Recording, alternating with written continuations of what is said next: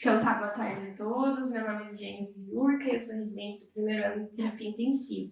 Hoje a gente vai falar um pouquinho sobre o tromboembolismo pulmonar.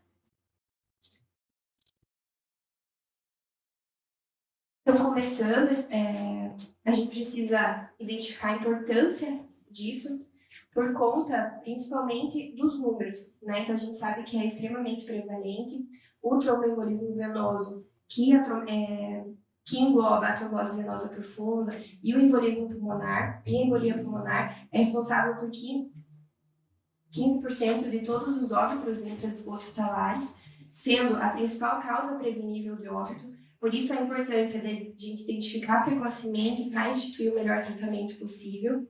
83% dos pacientes com embolia pulmonar também vão apresentar trombose venosa profunda de membros inferiores. E nos casos de trombose venosa proximal, 50% também vai apresentar embolia pulmonar.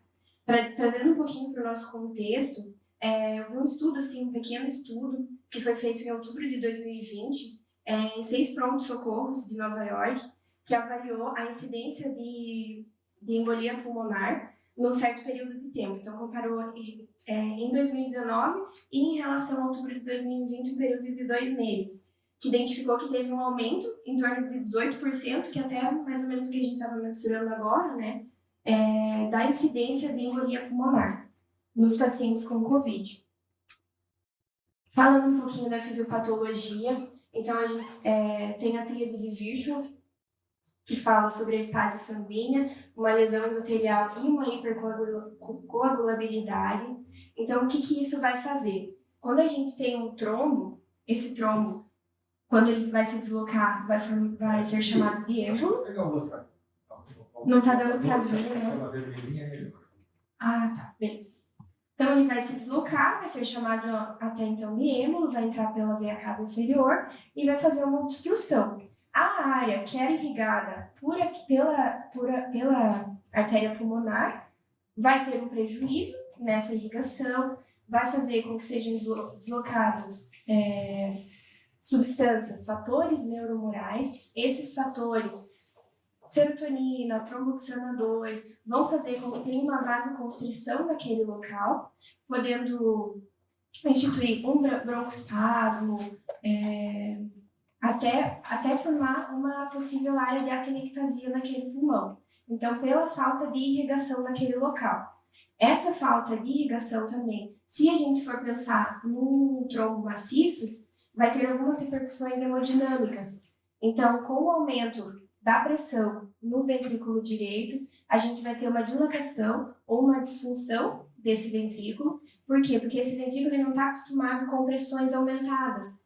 Então, com o aumento dessa pressão, ele vai fazer também o deslocamento desse septo, que era voltado para o ventrículo direito, para o ventrículo esquerdo, fazendo uma recessão diastólica do VE, prejudicando a sístole do VE, né? Fazendo, além do aumento da pós-carga de VD, uma diminuição na pré-carga do VE. Com isso, prejudicando o débito cardíaco. Então, a gente vê que é um processo muito abrupto, né? Tendo uma repercussão hemodinâmica rápida, que vai depender da localização do tamanho do trombo, de uma condição cardiopulmonar prévia desse paciente e da liberação desses fatores neuromorais.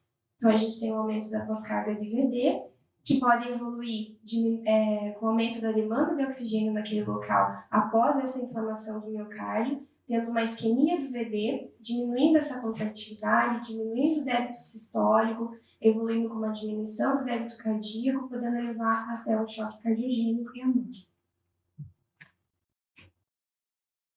Por isso, a gente precisa identificar quais são os principais fatores de risco.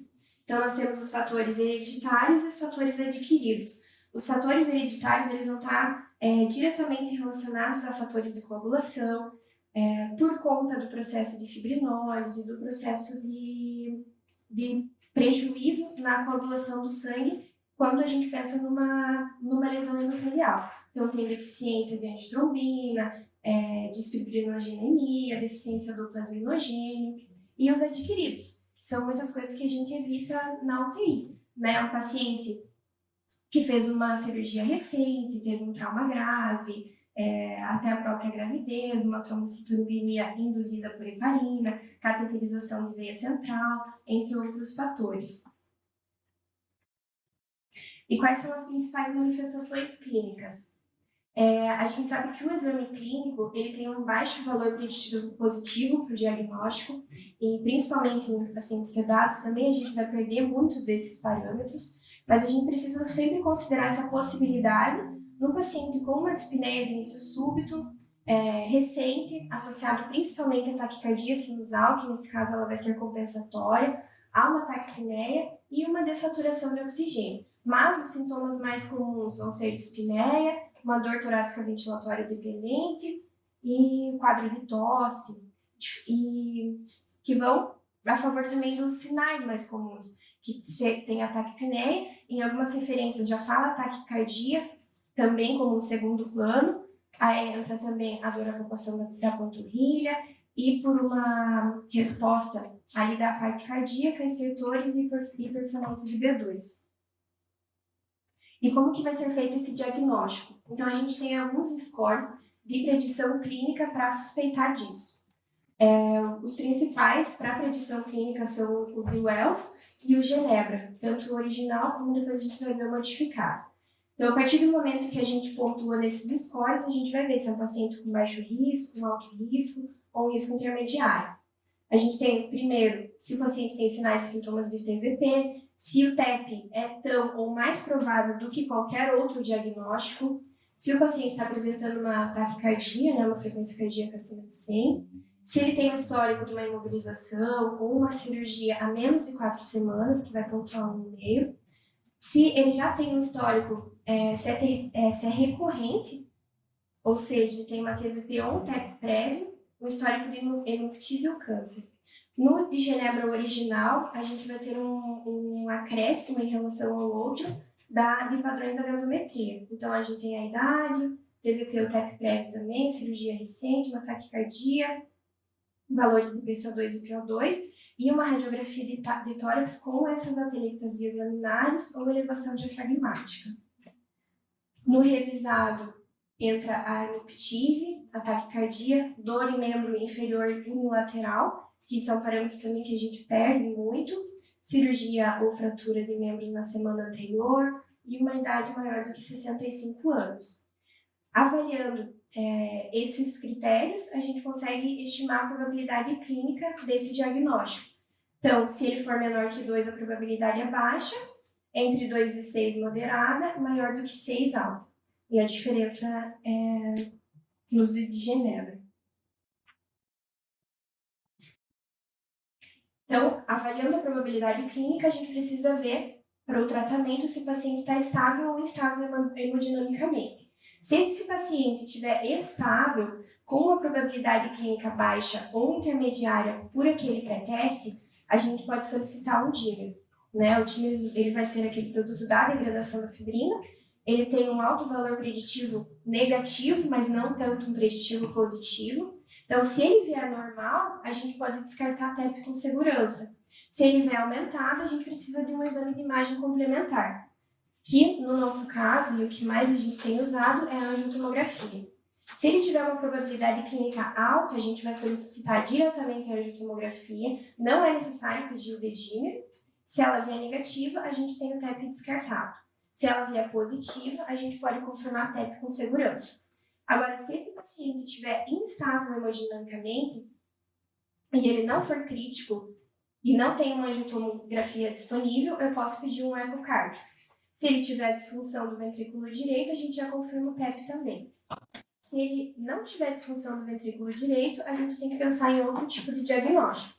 Se ele é um paciente crítico com uma alta probabilidade clínica por aqueles scores, a gente também pode solicitar um eco transtorácico ou transesofágico. Se não tiver disfunção do ventrículo direito, a gente considera diagnósticos alternativos.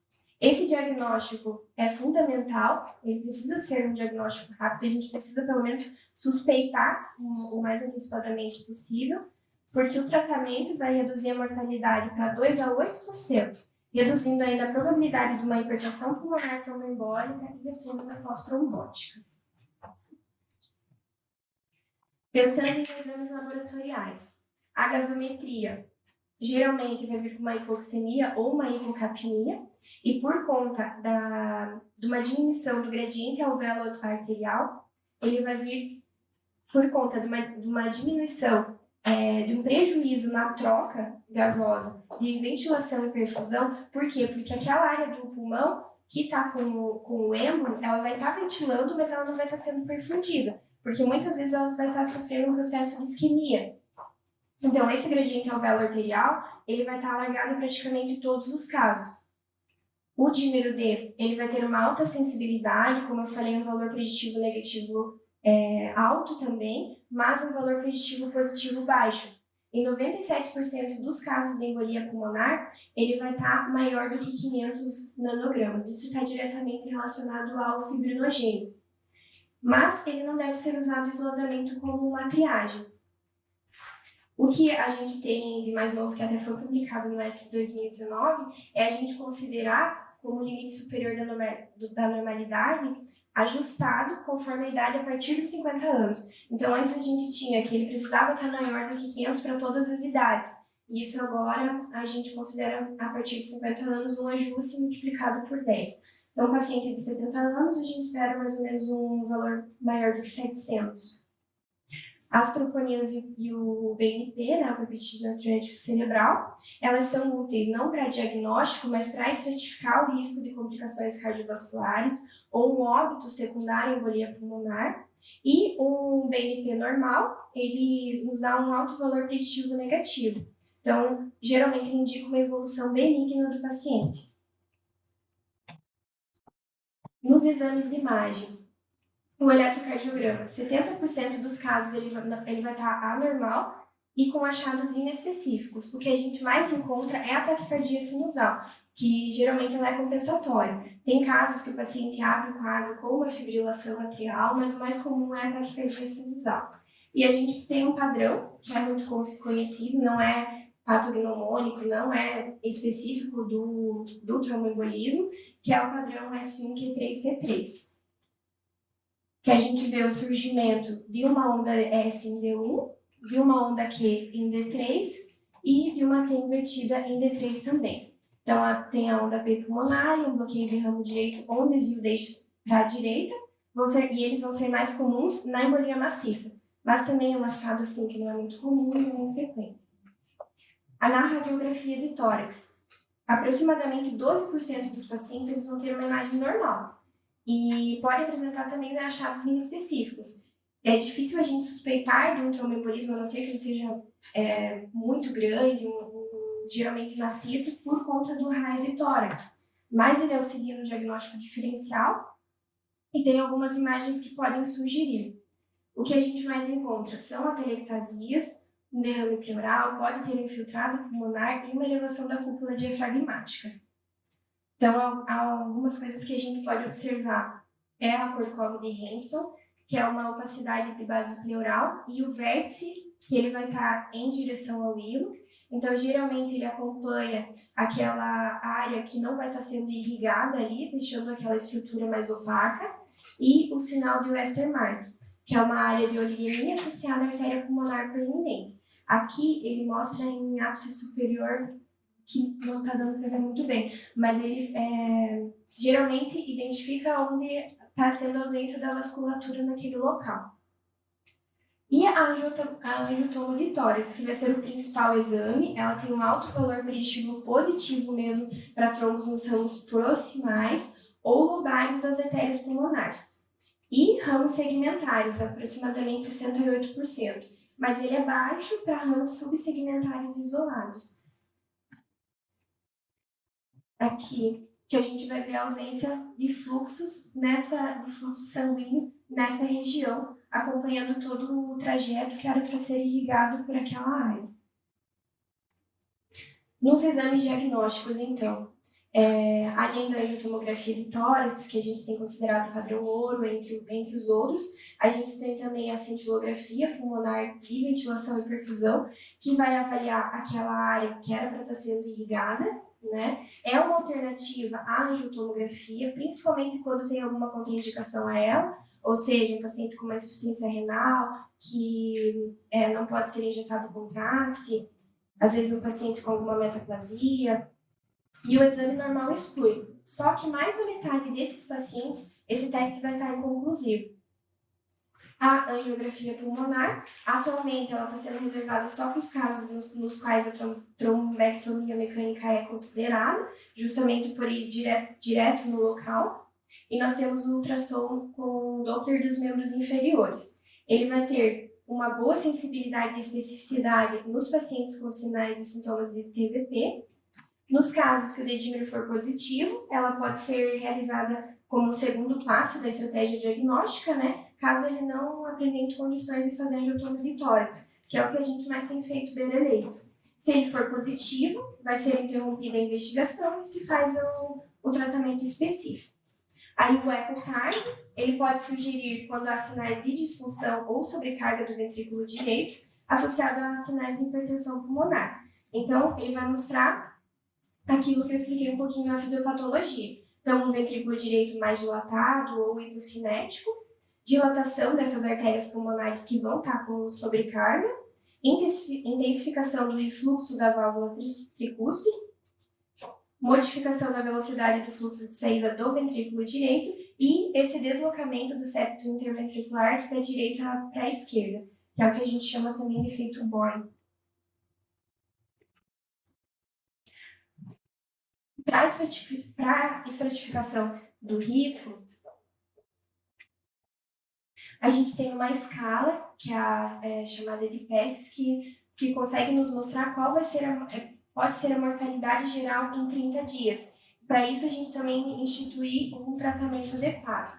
Então, os parâmetros avaliados é o sexo, se tem histórico de câncer, de epilepsia, insuficiência cardíaca, de taquicardia, uma hipotensão, paciente mais taquipneico, estado mental alterado, uma dessaturação.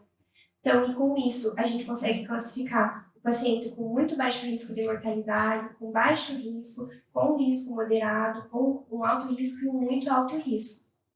Então, o paciente alto risco é o paciente instável hemodinamicamente, que vai ter que estar no ambiente de terapia intensiva para possível terapia trombolítica sistêmica, que é o que a gente tem feito também. No intermediário, uma anticoagulação parenteral ou oral, sem técnica de reperfusão. E o paciente baixo risco vai ser aquele que a gente quer dar uma alta precoce com tratamento oral, mas se risco de morte precoce relacionado à embolia pulmonar ou complicações for baixo, se ele não tiver nenhuma comorbidade ou algum distúrbio grave ou alguma condição agravante que demande hospitalização, e se o atendimento ambulatorial adequado e o tratamento anticoagulante puder ser fornecido, considerando que o paciente vai aderir àquele tratamento ou não, senão ele precisa estar no ambiente hospitalar. Se ele for elegível para essa anticoagulação oral, a gente prefere os novos. Então, no tratamento, sobre a anticoagulação sistêmica, ela aumenta a sobrevida, ela deve ser, no início, começada de forma parenteral, e suspensa tão logo o anticoagulante oral estiver na faixa terapêutica. Ela é dividida em duas fases, então a gente tem o tratamento do evento agudo, ele vai ser mantido por 3 meses, e o tratamento estendido, que é além desses 3 meses iniciais, para a prevenção de novos eventos. Se o paciente tem tromboembolismo venoso recorrente e tem um fator de risco que ainda não foi identificado para essa embolia pulmonar, a gente faz o tratamento estendido. Se o paciente é baixa suspeita, a gente não inicia sistemicamente se esses testes diagnósticos forem realizados em menos de 24 horas. Se for uma moderada suspeita, a gente inicia se esses testes forem demorar mais de 4 horas para serem realizados. E se for uma alta suspeita, a gente já faz o tratamento enquanto se aguarda os testes, desde que não tenha nenhuma contraindicação. Então, a gente não pode perder tempo para iniciar essa anticoagulação. Então, quando a gente tem a embolia pulmonar confirmada, se nós tivermos uma anticoagulação contraindicada, uma das opções é o filtro de veia cava inferior. Se a gente for iniciar a anticoagulação, mas o paciente estiver instável hemodinamicamente, eu vou tentar resgatar com fluidos, com ventilação mecânica primeiramente, com vasopressores, e vou considerar a trombólise química. Se ela estiver contraindicada, eu vou considerar uma embolectomia ou uma trombectomia. Se esse paciente não está estável hemodinamicamente, se esse paciente está estável hemodinamicamente, mas ele tem, se ele está estável hemodinamicamente, não tem disfunção do ventrículo direito, não tem alteração de troponinas e tem alteração de troponinas e tem um BNP aumentado, eu vou considerar uma trombólise. E é nesse ponto aqui, de um paciente instável, com disfunção do VD, com alteração de troponinas e BNP, que a gente fica no meio termo. Então, a gente tem um estudo que é o PEITO, que é um estudo de 2014, que ele avaliou, até por isso que aqui é dito como considerada trombólise, que nesses casos não tem um consenso determinado se esse paciente vai trombolizar, se ele não vai trombolizar. Por quê? Porque ele fala que a trombólise ela não aumenta a mortalidade, mas aumenta o risco de sangramento. Então, aqui que vai a importância de a gente individualizar cada caso. Então, ele fala que se em caso de instabilidade hemodinâmica, ela vai ser mais eficaz se iniciada em até 48 horas, e nos pacientes com embolia pulmonar maciça com alto risco de complicações por esses parâmetros do ecocardio e positividade para os marcadores de injúria miocárdica, ela pode ser considerada.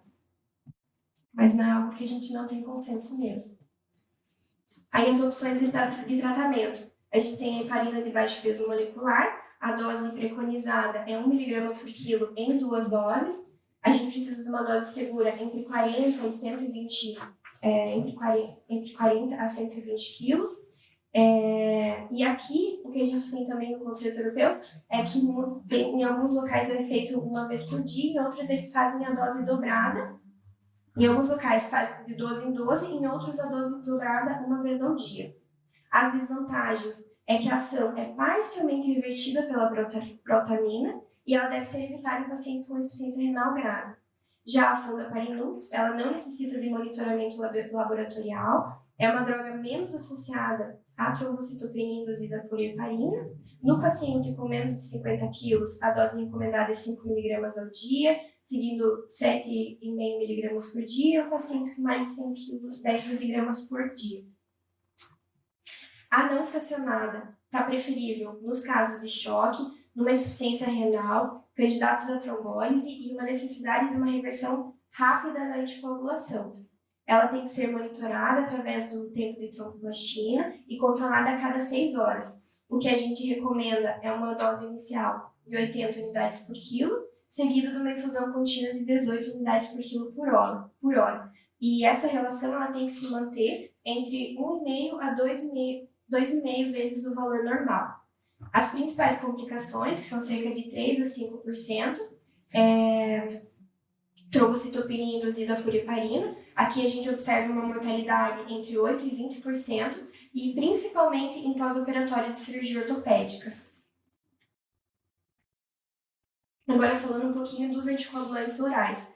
A varfarina, ela é recomendada no início precoce, preferencialmente no mesmo dia da terapia anticoagulante parenteral, e ela deve se manter por no mínimo 5 dias até que o INR esteja na faixa terapêutica, por pelo menos 24 horas. Então, a dose inicial ela vai ser de 5 a 10 mg por dia, e a meta é a gente manter um RNI entre 2 e 3. A rivaroxabana, que é o Xarelto, não é necessário um tratamento prévio com a heparina para usar ela, mas ela requer uma dose maior nas primeiras 3 semanas de tratamento. Então, a dose inicial vai ser 15 mg, 2 vezes ao dia por 3 semanas, seguido de 20 mg. E a gente tem um estudo que foi feito em 2009, publicado no New England, comparando o uso da rivaroxabana com a terapia padrão, né, com a heparina. E ela se mostrou não inferior em relação ao desfecho primário. Ou seja, no tromboembolismo venoso recorrente sintomático e com uma menor taxa de sangramento. Então, a gente sabe que o uso é seguro. Falando da dabigatran, que é a outra opção que a gente tem, ela vai ser um inibidor direto da trombina e a utilização deve ser precedida de uma anticoagulação parenteral. A dose que a gente tem é de 150 mg com 2 tomadas diárias.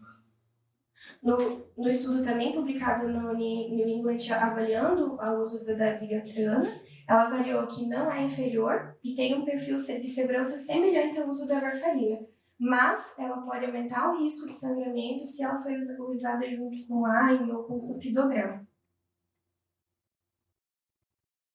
Para finalizar, as outras opções de tratamento seriam a trombólise química. A gente sabe que ela vai estar indicada e reservada para os pacientes com embolia pulmonar maciça, ou seja, com estabilidade e sem contraindicação. O maior benefício dessa terapia vai ser se ela for instituída nas primeiras 48 horas, mas ela pode ser efetiva até o 14º dia. Os principais são a teplase, a streptokinase e a uroquinase. O que a gente mais usa é a alteplase, 100 mg por 2 horas. A principal complicação que a gente tem é o sangramento maior, né, o sangramento intracraniano, e tem um risco de 60% quando comparado com a anticoagulação plena. A trombectomia mecânica percutânea, ou a embolectomia cirúrgica, também indicada em embolia pulmonar maciça com contraindicação à trombólise, ou se teve alguma falha ou uma resposta insuficiente a essa terapia trombolítica sistêmica. Ou se o paciente evolui com um quadro de choque com alta probabilidade de óbito antes do efeito desejado com o uso do trombolítico. E o filtro de veia cava inferior. Geralmente está indicado numa trombose venosa profunda proximal aguda, uma embolia pulmonar com contraindicação absoluta de anticoagulação e, se tiver um sangramento maior, em vigência de uma terapia anticoagulante. Geralmente em pacientes com caso com alto risco de óbito se tiver um novo evento tromboembólico. Essas são as minhas referências. Obrigada.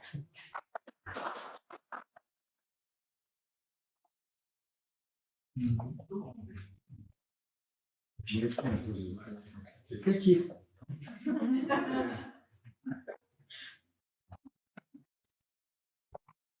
Aí, perguntas para a Viviane. Tudo bem, Alfredo? Não tinha te visto? Cheguei há pouco. Você viu a aula dela ou não? Vi pelo Facebook. Bruno, perguntinha.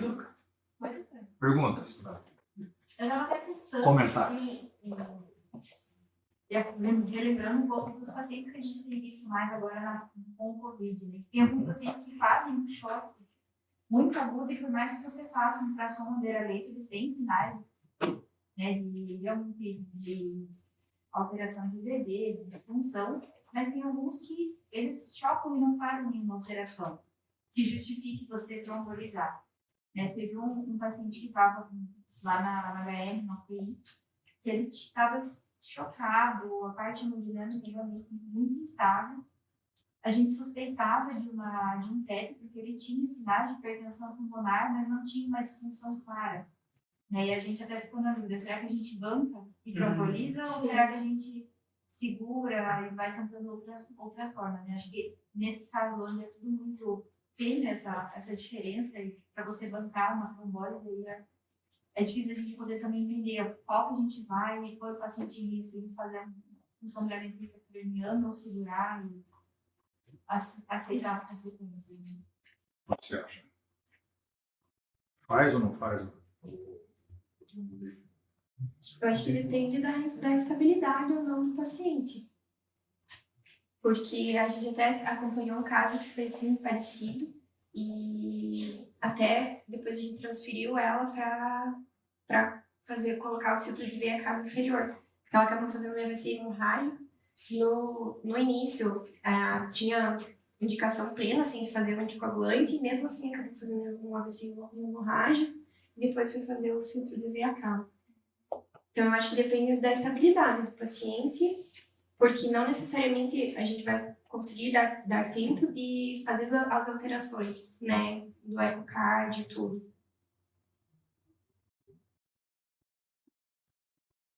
Acrescentou alguma coisa, Vinícius, Fernando?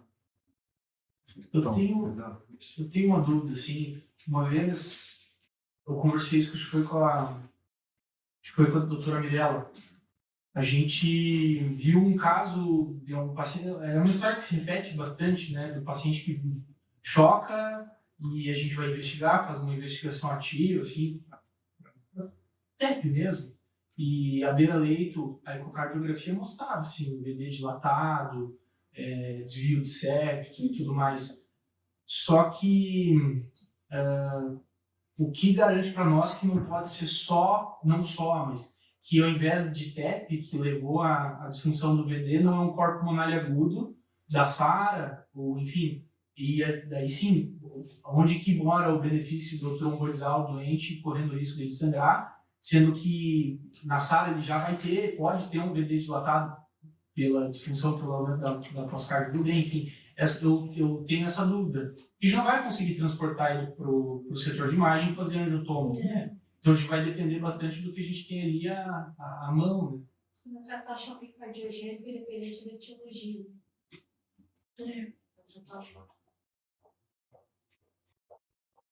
Não são nenhuma das duas são respostas fáceis de serem feitas, que vai depender da circunstância que você tiver, do local, da facilidade de poder fazer exames complementares, da probabilidade pré-teste, né?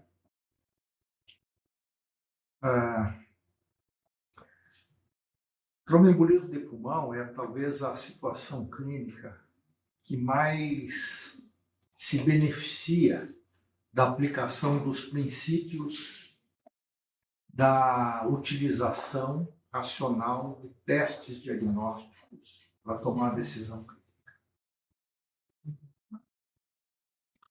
E deixa eu fazer um desenho aí. Então, epidemiologicamente, epidemiologia clínica, né, nos demonstra que a utilização de um teste diagnóstico para poder alterar uma probabilidade pré-teste da doença. Né? Pré-teste. Aí você aplica um teste diagnóstico e você tem uma probabilidade pós-teste. E em cima da probabilidade pós-teste, você toma uma decisão. Tomada de decisão.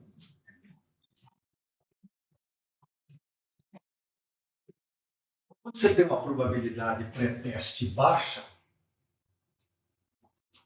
a aplicação de um teste diagnóstico, infrequentemente, muda significativamente a probabilidade pós-teste. Quando ela é alta, a aplicação do teste diagnóstico também muda pouco a probabilidade pré-teste. Porque os testes diagnósticos, infrequentemente, são altamente sensíveis e altamente específicos. Bom, se todos os testes tivessem uma alta sensibilidade é quando o teste dá positivo em quem tem a doença, então ele é bom para afastar a doença. Ele é bom quando ele dá negativo. Né? Se ele é muito sensível, ele é bom quando ele dá negativo. Que é o caso do dedímero. E o teste que é altamente específico é aquele teste que é dar negativo em quem não tem a doença. Então ele é bom quando ele dá positivo. Porque daí ele é específico daquela doença. Ele é bom para confirmar a doença. Que é um dos exemplos aqui é a angiotomos, né? Então, quando a probabilidade pré-teste é baixa e você tem um teste altamente sensível negativo, dá para afastar a doença. Probabilidade pré-teste, não sei se tem, dá um dedímero, afasto. Se a probabilidade pré-teste for muito alta, vir um dedímero não vai mudar a tua situação. Você quer um teste que diga que você está errado. Fazer uma angiotomografia e mostrar que ela não tem a doença muda o pós-teste. Significativo. Né? Então, nós estamos sempre atrás dessas duas coisas. Né? Nas nossas situações clínicas, muito frequentemente a gente tem um doente grave no qual A gente pode aplicar um teste sensível, mas um teste específico é difícil de ser feito. No caso da radiotomografia, muitas vezes, porque você não tem ela frequentemente disponível 24 horas por dia, 7 dias por semana, transportar o doente. Então, a tua tomada de decisão, ela é tomada com uma base de incerteza relativamente grande. E na tomada de decisão com base de incerteza relativamente grande é uma tomada de decisão que frequentemente é um equilíbrio entre risco e benefício da terapêutica que você está implantando. Quanto menor risco for até o tratamento, mais vezes você a utiliza. Você a utiliza com mais incerteza. Quanto mais risco tiver a tua terapêutica, menos incerteza você vai buscar. Por isso que não é fácil tomar aquela decisão que você está dizendo. Quando você tem uma suspeita clínica de um tromboembolismo de pulmão na beira do leito, num doente com SARA em ventilação mecânica, dependendo da gravidade da SARA, ela por si só faz vasoconstrição hipóxica em várias áreas do pulmão. Esse doente cursa com hipertensão pulmonar e algumas vezes com disfunção do ventrículo direito, sem que você precise de ter um tromboembolismo de pulmão adicional. Qual que é o problema que se instala? O problema que se instala é que, frequentemente, esses doentes também têm tromboembolismo de pulmão. E, frequentemente, o tromboembolismo de pulmão piora a SARA, piora a disfunção do ventrículo direito. E você não pode levar o doente para a tomografia com facilidade. Às vezes pode levar hoje, mas esse doente fica 2 semanas, 3 semanas de ventilação mecânica. E tem períodos de melhora e pior, frequentemente. Então, não são decisões fáceis de serem tomadas. Eu quero repetir algumas coisas aqui do básico, para tentar depois responder alguma dessas perguntas de vocês. Primeiro, com relação à incidência. A incidência da doença, ou melhor, do termo, né? Acho que vocês sabem bem que hoje nós lidamos com uma síndrome que chama-se tromboembolismo venoso. Né? Essa foi uma aquisição de uns 20 anos atrás, e quando a gente estudava isso, eu estudava trombose venosa profunda e estudava a embolia de pulmão em capítulos diferentes. Que não fazia muito sentido, porque a maior parte das embolias pulmonares advém da trombose venosa profunda. Muitos doentes com trombose venosa profunda fazem tromboembolismo de pulmão. Então, isso meio que foi unificado. Nós estamos falando de uma doença protrombótica, né? E com eventuais complicações graves, como tromboembolismo de pulmão, mas que tem um contínuo. Então, do mesmo jeito que você estuda a doença cardíaca isquêmica e as suas diversas síndromes, a gente estuda tromboembolismo venoso, às vezes falando mais na trombose venosa profunda, às vezes falando mais na sua principal complicação, que é o tromboembolismo de pulmão. A incidência depende de quão intenso você procura. Se você procurar pouco, você vai encontrar pouco. Porque ela é uma doença subreptícia, ela é uma doença que está acontecendo com poucas manifestações clínicas muito frequentemente. E quando isso acontece muito frequentemente, ou com alguma frequência, você só vê quando o doente tem a manifestação súbita. Né? E quando você deveria estar vendo isso quando o doente tem a manifestação ainda da trombose venosa profunda ou ainda das manifestações de tromboembolismo de pulmão que trazem pouca repercussão clínica e hemodinâmica. A ideia de que você tem um tromboembolismo de pulmão maciço só quando você tem quantos por cento da circulação pulmonar comprometida? 40%, 50%?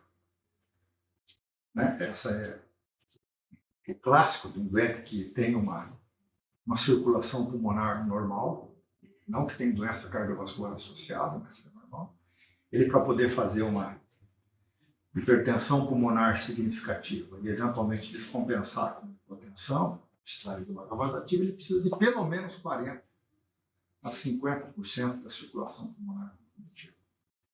Então isso dá uma ideia, assim, que tromboembolismo de pulmão é uma coisa assim, súbita, né? É um tromboembolismo de pulmão só, é um êmbolo. Quando, na verdade, essa doença ela é chuva dentro.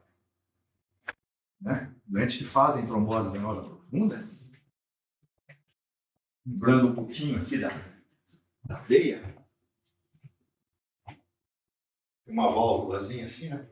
Geralmente o êmbolo se faz na fase, na parte proximal da válvula.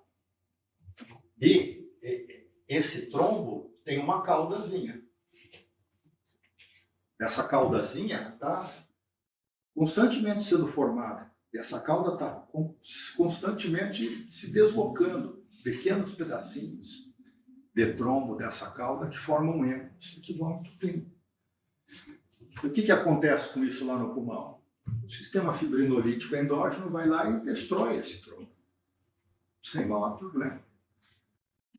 Se você ficar 12 horas viajando, a síndrome da classe comando com a perninha dobrada, 2% de vocês vão fazer pequenas embolias do pulmão sem manifestação. Quando você encontra um doente, cada 5.000, 10.000, tem manifestações mais significativas, imaginem quantos sem manifestações significativas não tiveram naquele grupo ou naqueles outros. A mesma coisa está acontecendo dentro da UTI. Se você sistematicamente for ver quem tem trombose venosa profunda, na UTI alguma coisa como 6% da população da UTI tem trombose venosa profunda. Se o doente estiver entubado, se o doente estiver sedado, ele sobe para 12%, 15%, 18%, 20%, dependendo da cura. E esses doentes que estão só tomando anticoagulante profilático, eles estão fazendo trombose venosa profunda do mesmo jeito. Os estudos lá na década de 90, quando comparou heparina não fracionada com placebo, para fazer profilaxia, porque hoje não dá mais para poder fazer isso, você diminuía a chance de fazer tromboembolismo venoso para metade.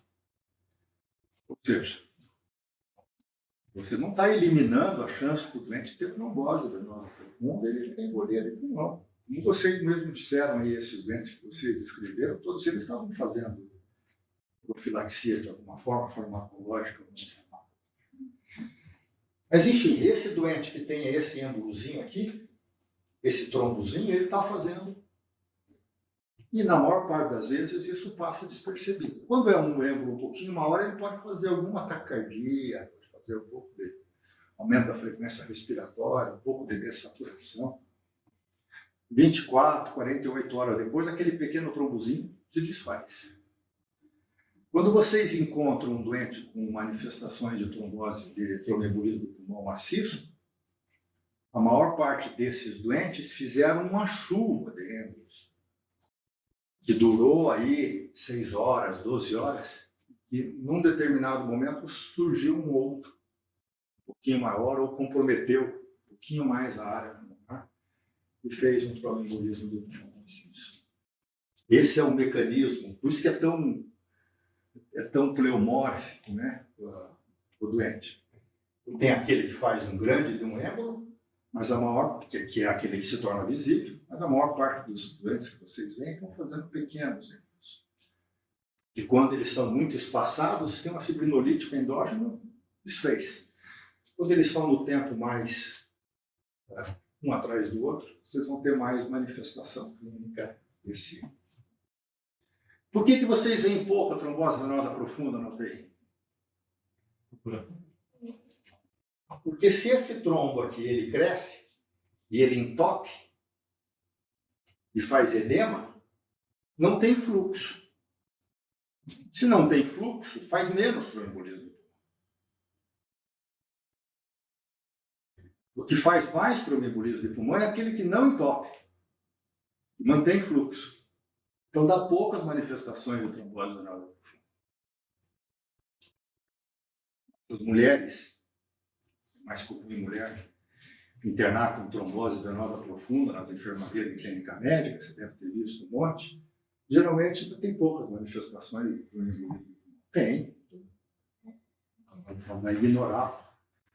Mas a maior parte dos tromboembolismos de pulmão que vocês encontram não vai ter dela, porque tem fluxo e tem um monte de embolias que se repetem.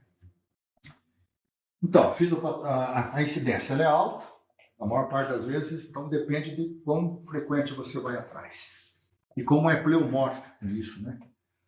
Aquele doente que você vê que agudamente teve alguma manifestação clássica, porque esse teve uma embolia um pouco maior, mas ele é o topozinho do iceberg de toda a síndrome que está acontecendo com mais frequência. Falando um pouco de fisiopatologia, aquilo que acontece no pulmão basicamente é um distúrbio VQ, vocês já estudaram, isso que faz um pouco de hipoxemia, o dente começa a hiperventilar e a PCO2 cai. Caiu o dente quando começa a hiperventilar, cai a PCO2, ele pode até compensar um pouco a hipoxemia. Nos dentes com tromboembolismo de pulmão sem grandes repercussões pulmonares e hemodinâmicas, ele tem uma alcalose respiratória, principalmente na fase aguda. Quanto mais êmbolo ele faz, quanto maior o comprometimento, ele já começa a fazer hipocapnia, ele hiperventila outras áreas, mas que não corrigem a hipoxemia. Ele começa a ter hipoxemia. 15%, 10% fazem infarto de pulmão. Né? E a área pulmonar que está comprometida pelo êmbolo de pulmão continua ainda com perfusão das artérias brônquicas, as artérias pulmonares que vêm, não as artérias pulmonares, as artérias brônquicas que vêm do ramo da aorta diretamente. Só aqueles doentes que têm mais comprometimento da circulação, que tem hipotensão, que tem baixo débito, quando eles fazem um infarto do pulmão, quando eles fazem um tromboembolismo de pulmão, eles mais frequentemente fazem infarto. Quando eles fazem infarto de pulmão, aparece alguma coisa no raio-x. Senão é aquela história da oligoemia, do Westermann. Quando fiz residência, meus primeiros anos, não tinha angiotoma é coisa de 10 anos atrás. Até 10 anos atrás, não tinha angiotomografia. Tinha que fazer arteriografia, doença no peito. Quantas vezes eu não pedi cintilografia de perfusão, e de ventilação e de perfusão? Até para doente de UTI. Não estava muito grave. Isso tudo acabou. O angiotomo deu uma resolvida nisso. Mas, enfim, aquela manifestação de oligoemia, a gente ficava no raio-x. Puxa vida, acho que aqui tem um pouquinho menos de perfusão. O que você acha? Uma discussão bonita. Assim. Porque qual é o raio-x de tórax? A manifestação mais comum no raio-x de tórax, no doente com embolia. Isso é um clássico, né? É o raio-x normal. Né? Quando você tem um doente com dispneia, falta de ar e hipoxemia, tem duas doenças que fazem raio-x de tórax normal. Quais são? Qual é a outra? Asma. Isso era perguntinha de clínica médica de beira de leito para a doutora. Ou seja, outra fase. Raio-x de tórax hoje você só faz com o doente deitado. Então vocês não vão ver o Western. É frequente. Né? Daquelas alterações, a mais frequente é derrame pleural. Naqueles doentes que fazem infarto de pulmão, você pode encontrar um cone de Hempel.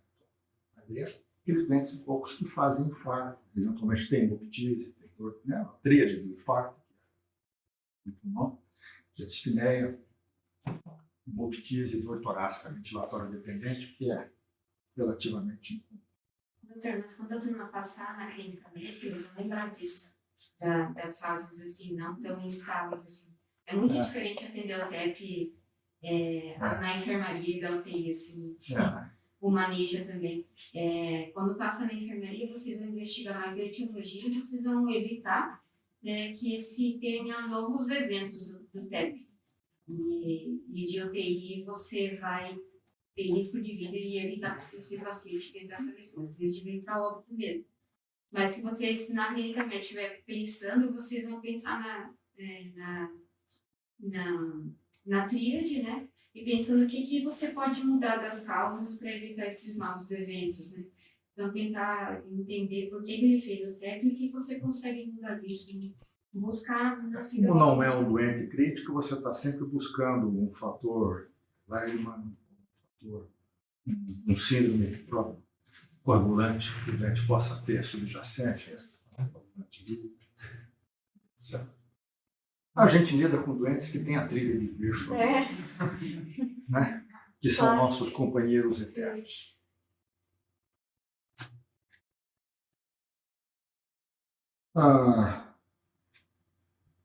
Dedímero eu já falei um pouquinho. O que aumenta a troponina e BNP? Por causa do estresse da parede do ventrículo direito. Então, vocês só vão encontrar isso em doentes que têm tromboembolia de pulmão com repercussão hemodinâmica significativa. Então, serve para poder estratificar mesmo. Quem tem BNP alto, quem tem troponina alta. São doentes de maior risco, porque eles têm mais comprometimento hemodinâmico. Não servem para diagnóstico, servem como marcador de gravidade. A respeito desses exames, assim, os questionamentos que eu vim me fazendo também, tendo visto ao longo da pandemia, eu fui, obviamente, ter entrado muito mais em evidência. Mas, por exemplo, os pacientes, a gente não tem costume, às vezes, o paciente interna pela enfermaria, no pronto-socorro, já espinei, confirma a Covid. Se seria interessante, às vezes, a gente já fazer uma dosagem inicial do dedímero desse paciente na admissão, até para a gente já ter uma avaliação no seguinte sentido não de acompanhar esse dedímero, mas numa eventual piora, se isso poderia ser um indicativo de que esse paciente esteja desenvolvendo fenômeno tromboembólico. Assim, eu lembro que no início da pandemia estava bastante sendo discutível ou não, e assim, pelo menos na prática, que eu estou vendo agora, isso ali não se faz. Aí, quando a Bruna comentou ali que eles têm feito esse rastreio sistemático dos pacientes, eventualmente com Doppler também, se isso não seria talvez uma conduta positiva da gente começar a investigar. Porque vendo os pacientes ali, bom, todos eles têm praticamente aquele Virchow, ficam internados por longo tempo, a gente mantém as profilaxias, mesmo que os pacientes vêm fazendo TEP sistematicamente.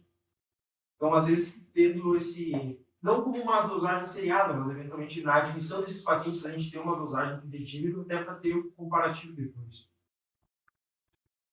No sentido prognóstico. Então, o que é que a gente sabe até maio, junho, quando começaram a sair os grandes estudos utilizando o anticoagulante desses doentes com dedímero alto, que acabaram se mostrando que eles não alteram o prognóstico desses doentes.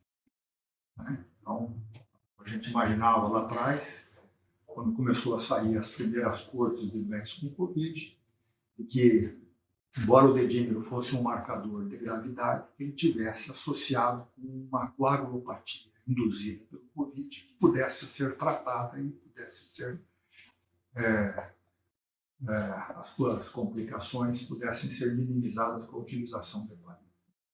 O que veio se mostrando ao longo do tempo é de que esse dedímero faz parte de uma coagulopatia inflamatória induzida por disfunção endotelial, que acompanha a cascata de citocinas, tenho repetido isso várias vezes, e que serve mesmo para poder demonstrar que esses doentes são mais graves porque eles têm mais inflamação, porque eles têm mais coagulação intravascular disseminada, que se origina dentro do endotélio, com expressão de fator residual e uma formação de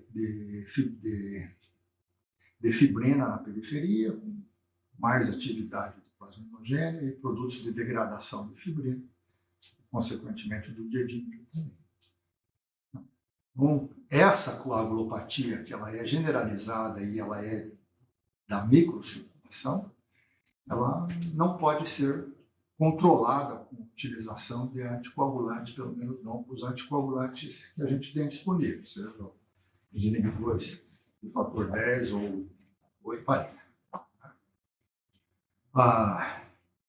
Segundo, esses doentes têm mais risco de desenvolver tromboembolismo de pulmão, até porque os doentes que estão inflamados, e essa inflamação crônica do Covid é um pouquinho diferente dos outros sepsis, torna esses doentes mais predispostos também a desenvolver coagulopatia que se origina na veia, não que se origina na microcirculação, não é arterial, não é aquela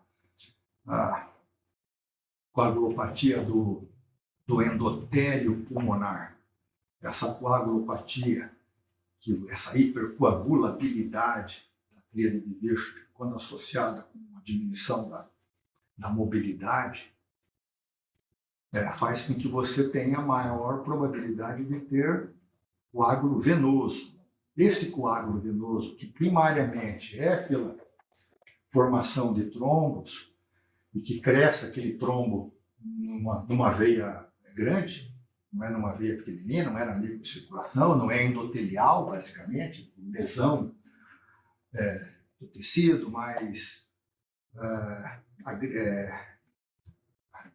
a estase faz com que os fatores de coagulação fiquem mais próximos, e essa hipercoagulabilidade do estado inflamatório pode ser diminuída pela utilização da heparina e por outros anticoagulantes.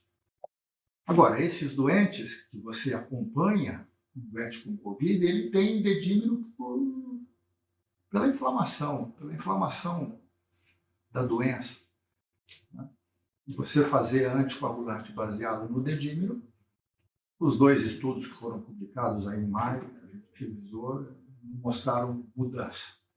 Então, me parece muito, muito útil. Você vai ter o dedímero aumentado, e como ele é altamente sensível, provavelmente representando a gravidade da doença, do Covid e da inflamação, e pode me fazer sentido você ter um dedímero de entrada, ficar acompanhando o dedímero todos os dias. Se você tiver um aumento do dedímero, deve ter feito alguma coisa.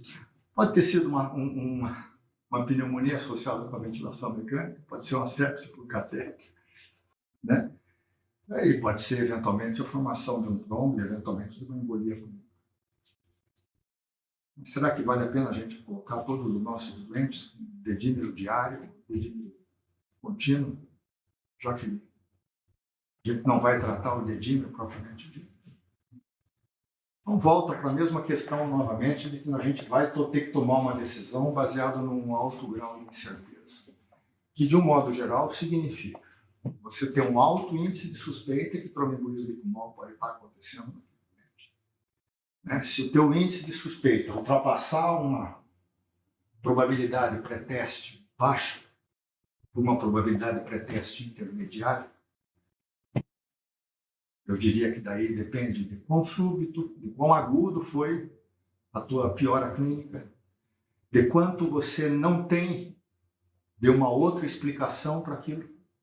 Muito frequentemente você tem explicação para as pioras clínicas, que de modo geral significa uma pneumonia associada com a ventilação mecânica, que está, obviamente, bem expressa naquele doente, com uma nova condensação, com escalo purulento, febre, o desenvolvimento de CIRS. O que mais? Eventualmente, volta e meia me dizem que os doentes de vocês fazem muito barotrauma, né? Que isso pode estar piorando clinicamente o doente. Se você não tem isso muito claramente, faz um raio-x, o raio-x não mudou, teve uma piora relativamente aguda, provavelmente isso deve ser tromboembolismo de pulmão. Se você que tiver eco que possa fazer de membros inferiores, isso é suficiente. Se você encontra um trombo numa grande veia, você não precisa de um angiotomo. Isso já é suficiente para você fazer a anticoagulação plena desse doente. Se você não encontra trombos aqui embaixo, diminui a tua probabilidade pós-teste de que aquilo seja uma embolia de pulmão. Mas diminui quanto?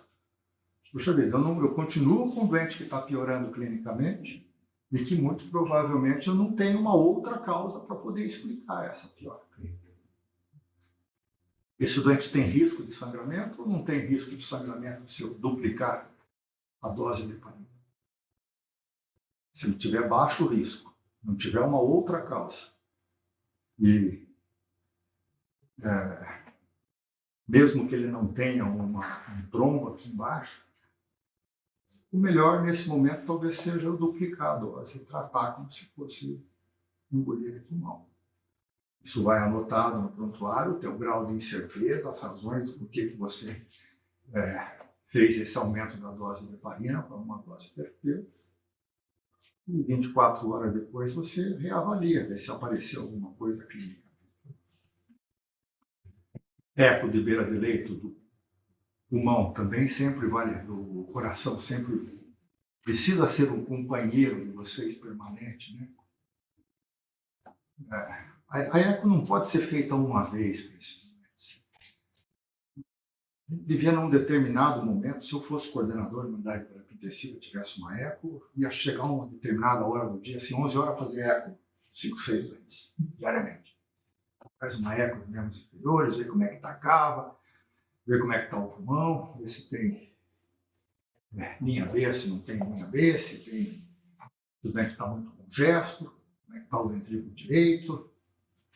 Rotineiramente, o doente muda, né? Cada piora clínica, pega a eco, vai lá e 5 minutos você resolve a questão clínica. Você vai tomar a decisão só baseada no ventrículo direito? Não, né? A gente já disse aqui que uma grande parte das embolias de pulmão precisam ser de acordo com a probabilidade pré-teste iniciar o anticoagulante, mesmo que não tenha disfunção do ventrículo direito, senão você só vai ser surpreendido lá na frente quando o doente fizer uma descompensação. Né? Tem que imaginar que, pelaquela fisiopatologia, a maior parte dos doentes que complicam agudamente, eles tiveram várias manifestações antes, te sinalizando que ele entupiu 10%, entupiu mais 5%, entupiu mais 10%, mais 15%. Daqui a pouco ele faz de 15%. Num comprometimento de 30%, que era oligosintomático, e ele faz como se fosse um TEP agudo, cavalar. Não, ele não fez um teste de cavalar. Todo mundo tem uma história de uma embolia de pulmão a cavalo, né, que compromete as duas. Isso é infrequente. Uma parte dos doentes que têm embolia de pulmão com manifestações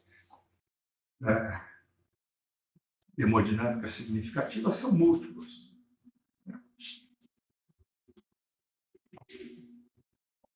Então não tem uma resposta assim, vamos fazer sempre.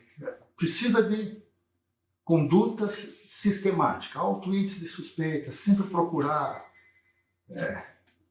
trombo em membros inferiores, sempre procurar uma outra causa para alguma descompensação respiratória. Né? Sempre imaginar não uma coisa dicotômica, tem ou não tem. Mesmo tendo uma outra complicação, ele pode também ter tromboembolia de pulmão, que está complicando. Não é uma coisa fácil, já que não dá para levar todo mundo para fazer angiotrombo.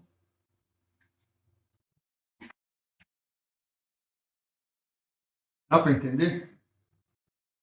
Como é muito mais uma responsabilidade clínica de beira de leite, de pesar risco e benefício dos exames, das terapêuticas. Quando você faz heparina para um doente, xarelto, qual é a ação que essa droga tem sobre o trombo? Zero, né? Okay?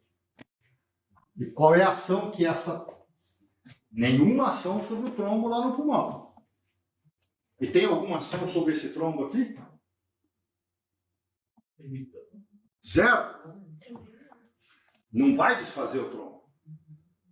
Okay? Só vai evitar de acumular e de crescer. Então, durante quanto tempo essa cauda que está formada pode se desprender? Mesmo o doente estando bem anticoagulado. E esse trombo, ali, ele vai ser organizado, né? Ele vai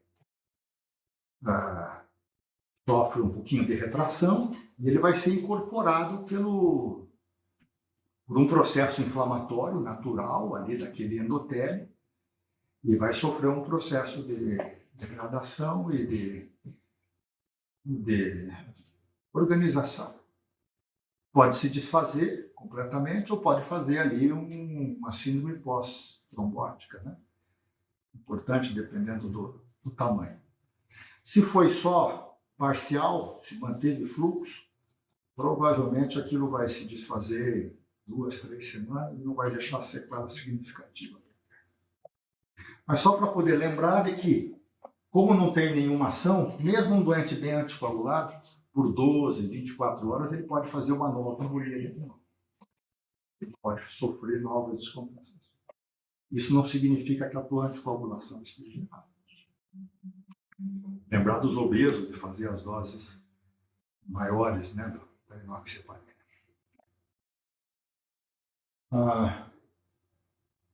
O que mais?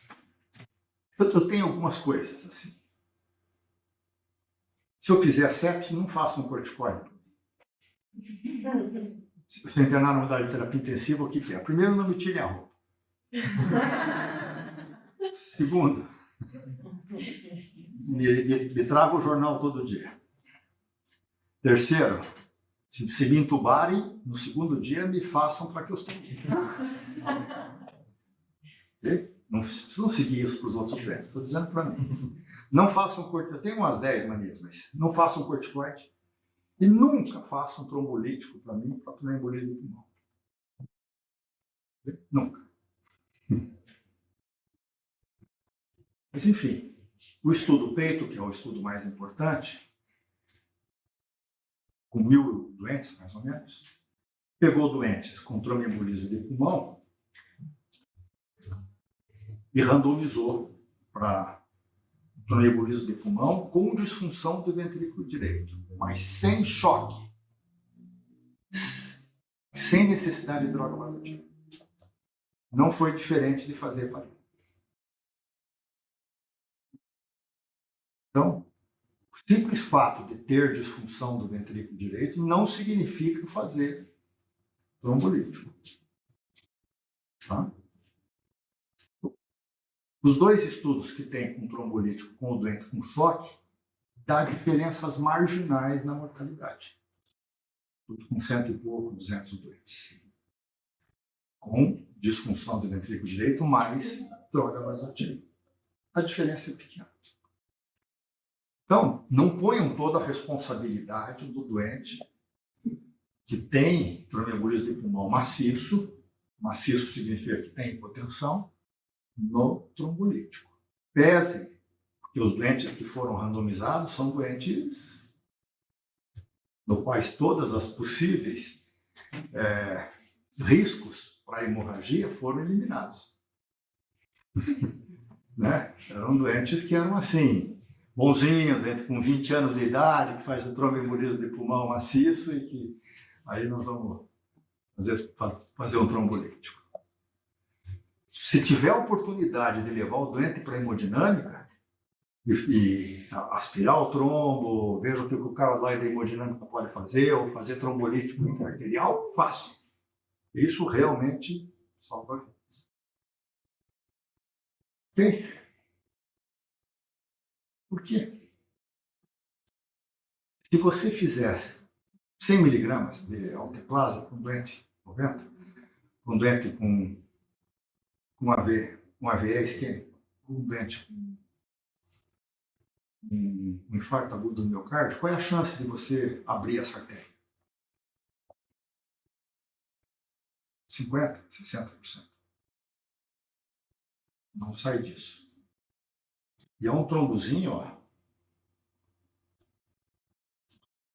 Qual que deve ser o tamanho de um trombo na artéria cerebral média?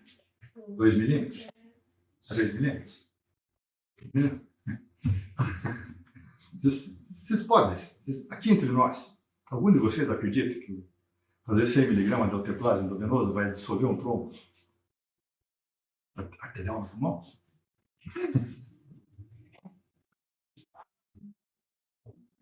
Ok. Esse ensaio clínico mostra uma pequena diferença de benefício do médico. Mas acreditem nisso, porque ensaio clínico randomizado a gente tem que acreditar.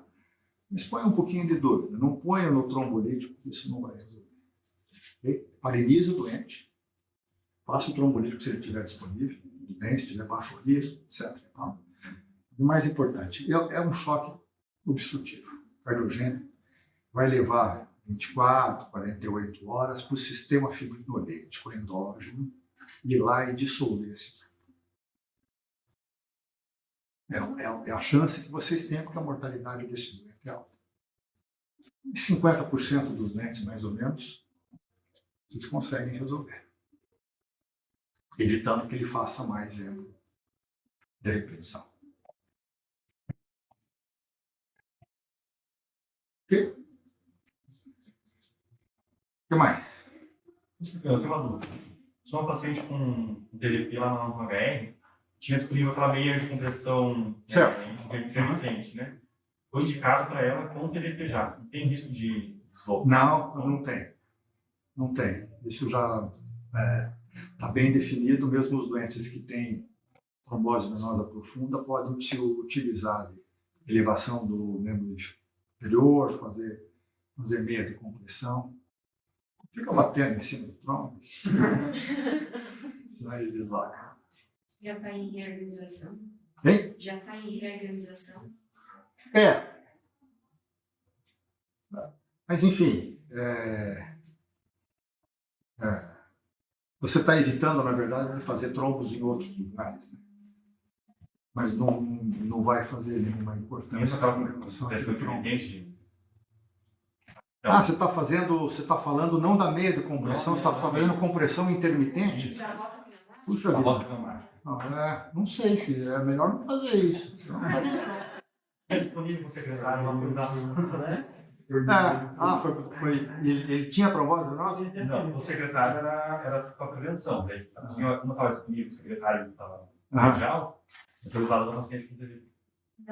Não, fazer a meia de compressão certamente você pode fazer. A compressão pneumática não sei te responder essa. Não faria, não.